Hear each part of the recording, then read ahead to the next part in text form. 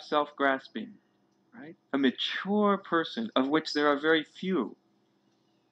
Very few. I'm not even talking about enlightened beings, but a mature human being, right?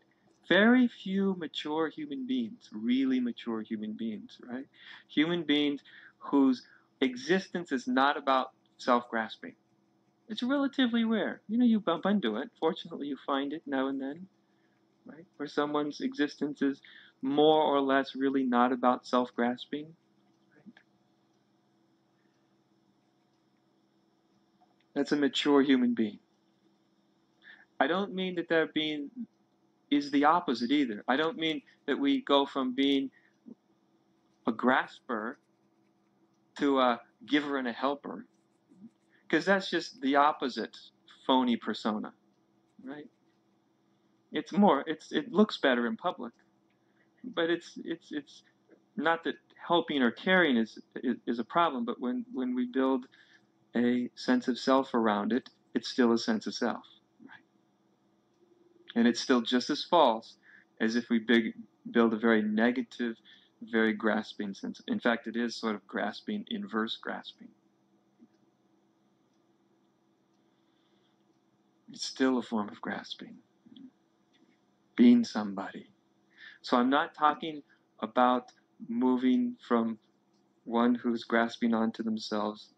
Karma grasps a form of self-grasping, going to its opposites, because remember, what the truth that's being spoken here is beyond the pairs of opposites, right? So it's not going from grasping to giving.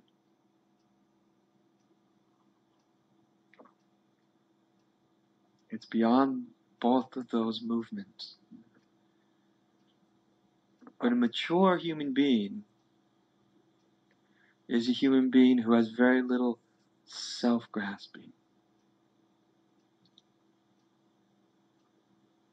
Nor have they built a new persona as a giver. They're an authentic human being. As I said, even that is it's rare. At least it's rare in a high degree.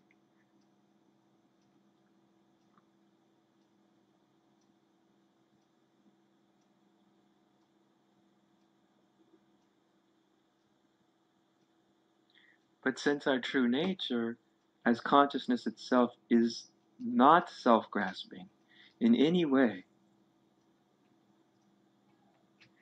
the awareness that is you, the spirit or consciousness that is you, is not grasping. It's already not grasping.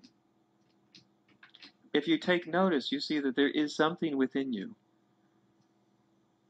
something quite amazing that is not grasping. Even if your mind is grasping like crazy, even if your mind is trying to understand very diligently, there is something in you already that is not grasping, that does not grasp, right? That is already beyond the pairs of opposites. And so there's a paradox here. That your true nature is beyond the pairs of opposites, even the pairs of opposites of grabbing and letting go. Your true nature is that state of awareness in which grasping and letting go happens, right? In the same way that you can put your hand right in front of your face and you can tighten it up into a little ball, and there's grasping. But the awareness that's watching your hand isn't grasping. See? And then you can release your hand, and it feels good if you've held on for a while. And your hand is no longer grasping, it's open.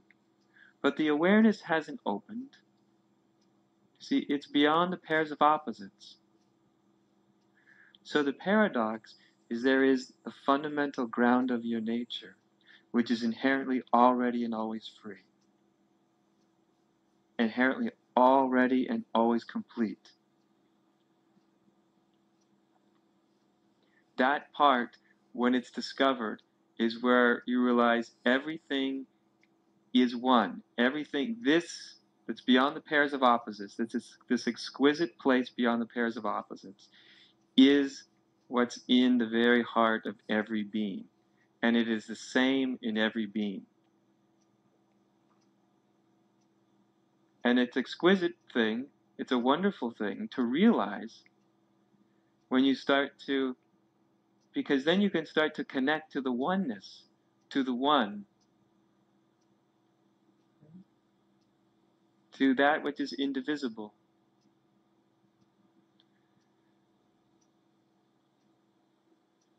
And that's an entirely different place in which to live one's life from.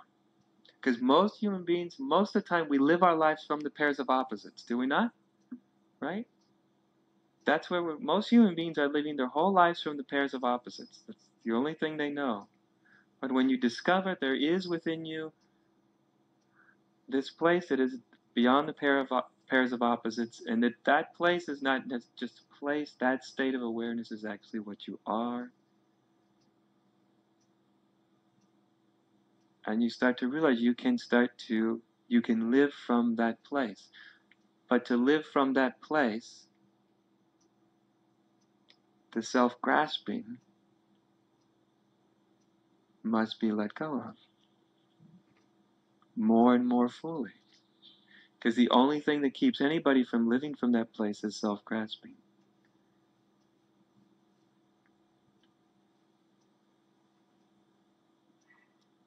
Those thoughts, those ideas, those judgments, those regrets, all those things that cause you to hold on to yourself. And they literally create yourself, because as soon as they're let go of, that self is not there anymore.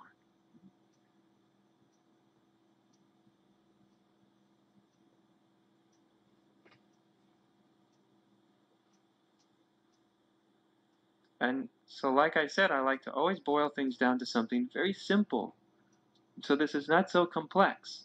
So when you understand that conditioning or vasanas are ways of self-grasping, that's all it is. All the various ways that one holds on to themselves, defines themselves, me against you. This is how I'm different from you. Right? I believe this, you believe me, all that stuff.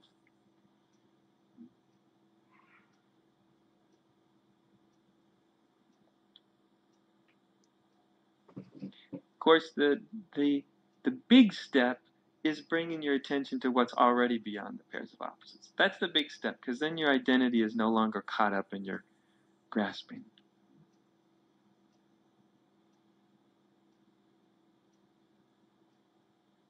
But the opportunity to let go of that self-grasping is almost endless. There's deeper and deeper and deeper ways, almost unimaginably deep, of how much someone can let go of their self-grasping. It's extraordinarily, very, very profound, very, very deep, how deep this letting go can go.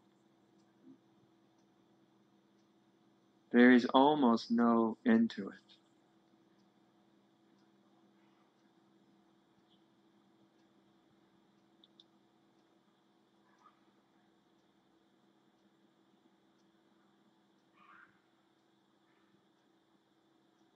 And so this is why I ask people very often from the very beginning, if they come to see me, I very often ask them, what is it that you want? Because what we want defines everything. If we fundamentally want to hold on to ourselves and be happy, you're in the wrong place. Actually, this universe is the wrong place to be in if you want to hold on and be happy. Yeah.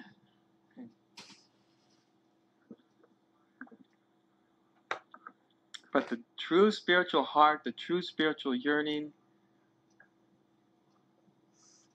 actually has its roots, has its seat in something beyond this self-grasping. Right? It's already the real spiritual urge. If you really pay attention to it, the spiritual urge itself is not really an urge to grasp. That's the urge of the mind. That's the urge of an anxiousness of old identity patterns. The spiritual urge is it's different from that. If you really feel it, this true spiritual urge is almost like like when a child looks into the vastness of space at night and is amazed by how big it is, and has whole hosts of questions. How big is it? How long? How far away is the star? How big is the moon, Mommy? Where did the sun go at nighttime? And there's this, there's a complete lack of grasping. There's curiosity.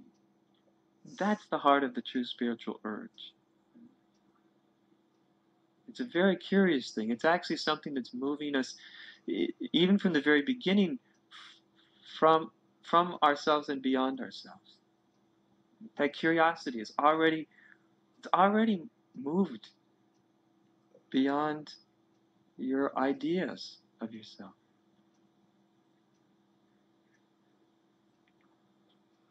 So it's already, if you get back to the innocence of it, it's already letting go.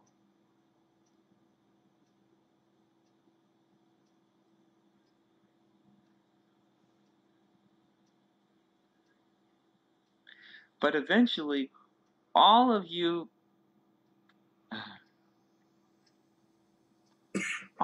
eventually must line up. That makes sense?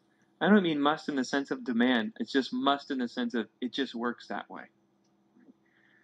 All of you must line up. First, you start to realize there's this beautiful, pure place beyond the opposites. And you can realize that as your true nature at any point. You can't force it, but it can be realized at any point. Any point. Like this point. Like now. Any point. Regardless of your spiritual resume or lack of spiritual resume. In fact, probably in this regard, lack of spiritual resume may be of a great advantage, believe it or not. But for those who have long spiritual resumes, don't get too depressed. It's all played a part. Everything is sort of a warm up to just a very simple aha.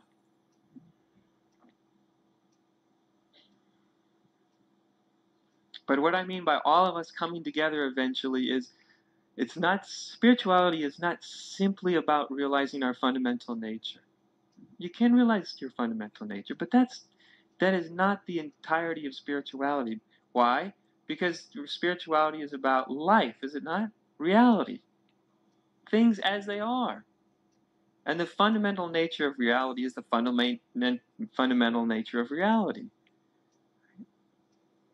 That means you know what everything ultimately is. You, them, us, we, at any point in time. But it's also about everything else. And everything else is everything else.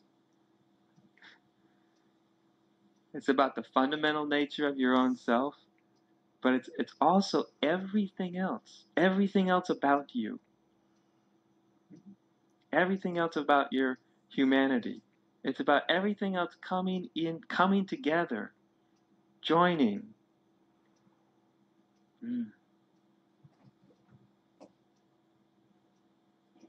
In one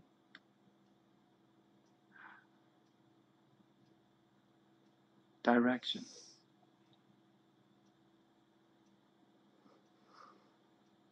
And so even when you have this, what I like to think of as the fundamental realization, the awakening to your true nature.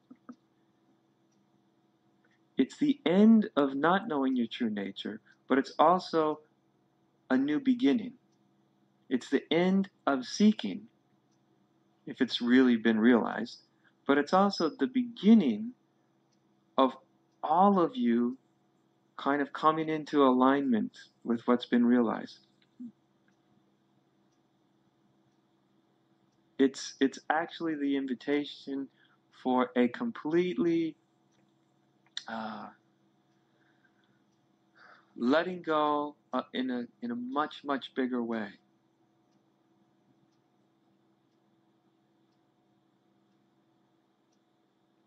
The only thing is now you know what you're letting go into. Before you didn't have any realization, you really didn't know. You just let go anyway.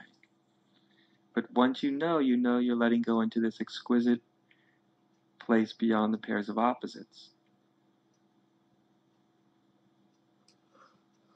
But spirituality is about all of life, not just what we would call the ultimate dimension. It's about all of life.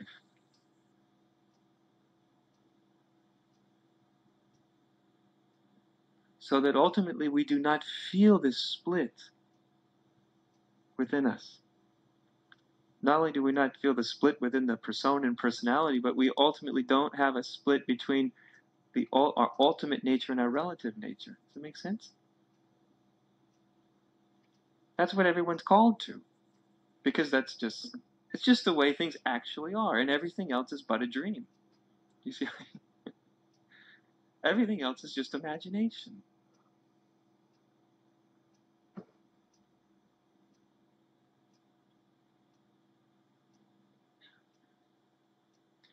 And we don't really need to do anything for this natural, spontaneous coming together of all the various forces within ourselves coming together. We don't need to do anything in the old way.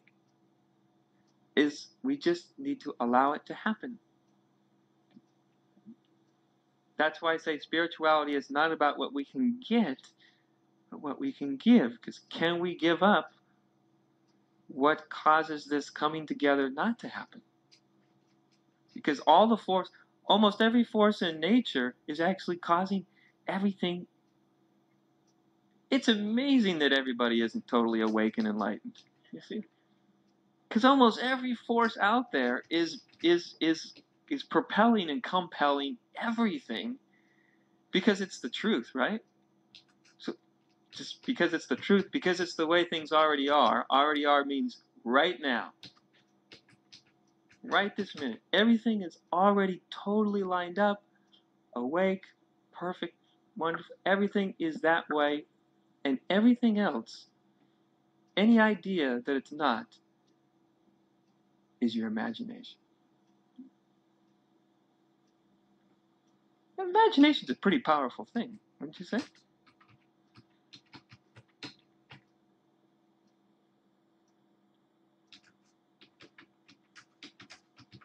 And I'm not, of course, talking about that beautiful, wonderful, creative imagination of the artist or whatever, right? I'm talking about that sort of hideous, dividing imagination.